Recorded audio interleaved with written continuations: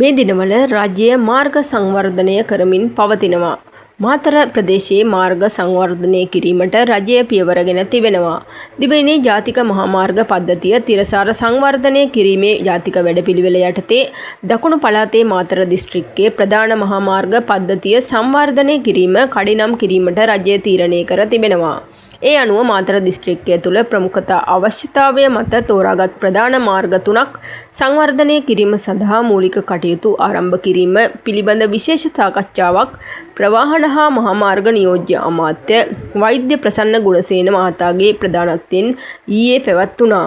මෙම සංවර්ධන ව්‍යාපෘති යටතේ වැලිගම තෙලිජ්ජවිල මාර්ගය පුළුල් කර සංවර්ධනය කිරීම, මාතර කුමාරතුංග මාවත පුළුල් කර සංවර්ධනය කිරීම, කඹුරුගමුව සිට නූපේ හන්දිය දක්වා ප්‍රධාන මාර්ගය මන්තිරු 4ක් දක්වා වැඩි දියුණු කර සංවර්ධනය කිරීම සිදු කරනවා.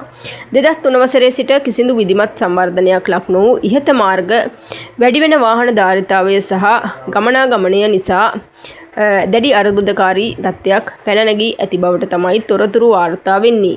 එබැවින් ඊට අනුරූපී වන පහසුකම් වෙනුවෙන් ඉඩම් අත්පත් කර ගැනීමටද නියමිතයි.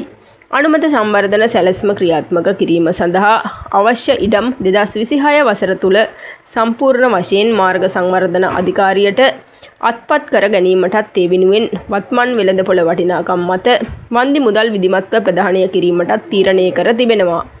ප්‍රවාහන මහාමාර්ග සහ නාගරික සංවර්ධන අමාත්‍යාංශයේ මෙහෙයවීමෙන් මාර්ග සංවර්ධන අධිකාරියේ සේවා යෝජකත්වයෙන් මාර්ග සංවර්ධන අධිකාරියේ මාතර දිස්ත්‍රික් ප්‍රධාන ඉංජිනේරු සහ විධායක ඉංජිනේරු කාර්යාලවල අධීක්ෂණයෙන් ව්‍යාපෘති සිදු කිරීමට නියමිත බව රජය දැනුම් දෙනවා. ඉතින් මාතර ප්‍රදේශයේ මෙම මාර්ග සංවර්ධනය කිරීම යටතේ ඉතාමත් දියුණු නගරයක් ඇති කිරීම තමයි අරමුණ කියලා රජය ප්‍රකාශ කරනවා. ඉතින් මාතර දිස්ත්‍රික්කයේ ඉන්න අයට මෙය සුබ ආරංචියක්. ඉතින් ඇත්තටම මේ වගේ තොරතුරු දැනගන්න අපේ නාලිකාව සබ්ස්ක්‍රයිබ් කරලා තියාගන්න.